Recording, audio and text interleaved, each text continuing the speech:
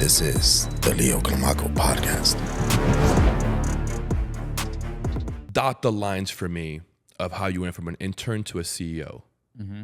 How did that, because you say 6 years and that's super fast. It's very fast, yeah.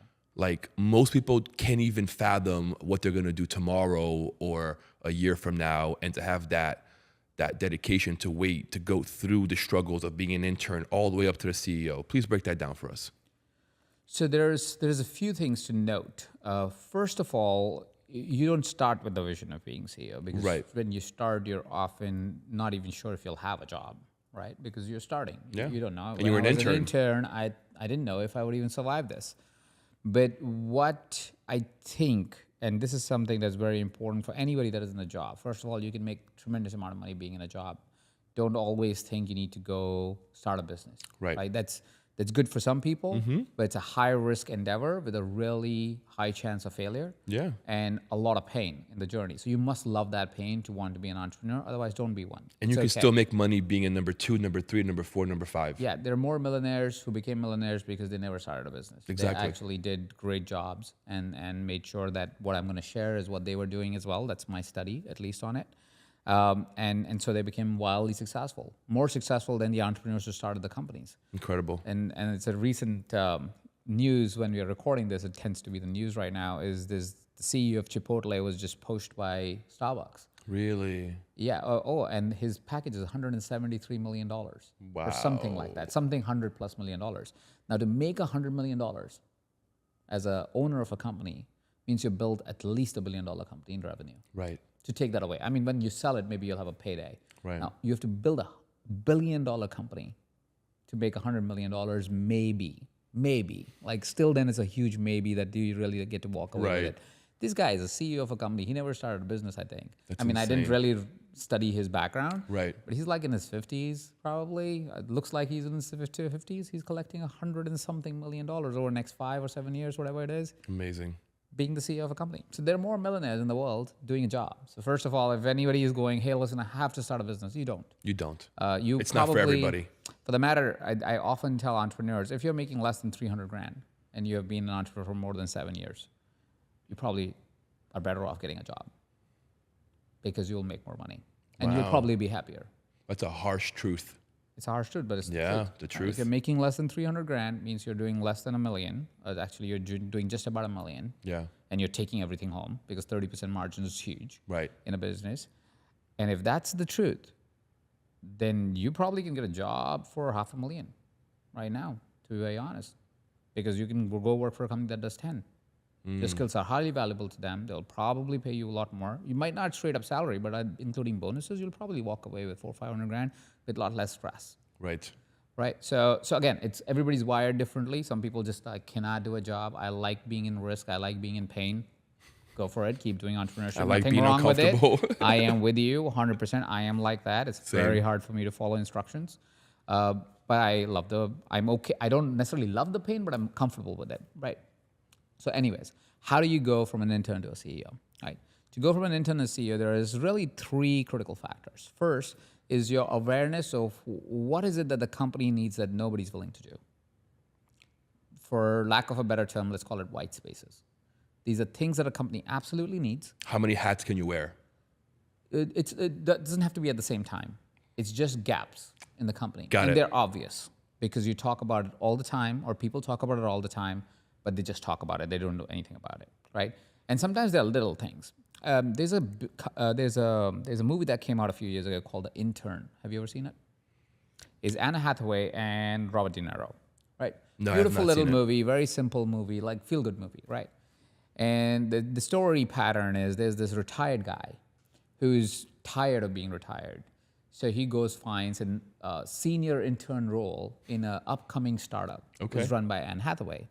And Anne Hathaway goes every day and she's really bothered, really bothered by this one desk where everybody just leaves shit. Whatever nobody needs, they will just leave it there. Not trash, but just stuff. Right. Nobody organizes Miscellaneous. it. And every day she passes by and she goes, damn, somebody fixed this table. And nobody's fixing it. This intern comes along, he's not getting a job because the founder thinks, who's a 70-year-old man, what can he really do? He goes, fixes that desk one day. That one act makes Anne Hathaway's character go, I want to know this guy. It's a white space. But sometimes that's that small, right? And sometimes it's big, like, oh, nobody is checking our analytics. It's a big space. So whatever that space is, look for white spaces. And if you can fulfill that space, you will gather a lot more attention than anybody else who's just doing their job. And most people are just doing their job, right? Just trying to get a paycheck. Yeah, they're going, oh, if I do this, I get my paycheck. And then even when they're not doing their job, they're complaining about the job they're doing. They're not really trying to ask the question of what moves this company. They're not interested in the growth of the company. They're interested in why is the company not paying me more? And in corporate America today, I read an article that says that most people only work about 2.5 to 3 hours a day. Because the rest you is don't need to. talking, social media, But you don't. You don't. Nobody. Don't tell yourself this lie. I mean, literally, there was a podcast I was doing yesterday. I said the same thing. That like, if an entrepreneur says, hey, I'm working 12-hour days, you're lying to yourself. Yes. There is nothing to do for 12-hour days. There is absolutely nothing. If you're qualified and you have skills, you cannot work for 12-hour days. Firstly, because intellectually, brain capacity-wise, it's impossible for you to deliver for 12 hours straight. You need a break, and you need many of them. You need refueling. You need to go to the gym. You need to do many things to have the capacity to deliver 12 straight hours, right?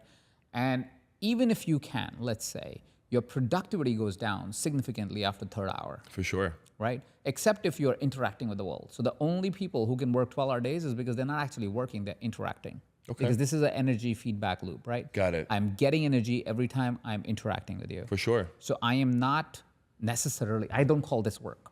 Right. Like this is not work. Yeah. You know, I have never met an entrepreneur who says 12 straight hours on computer and it was productive.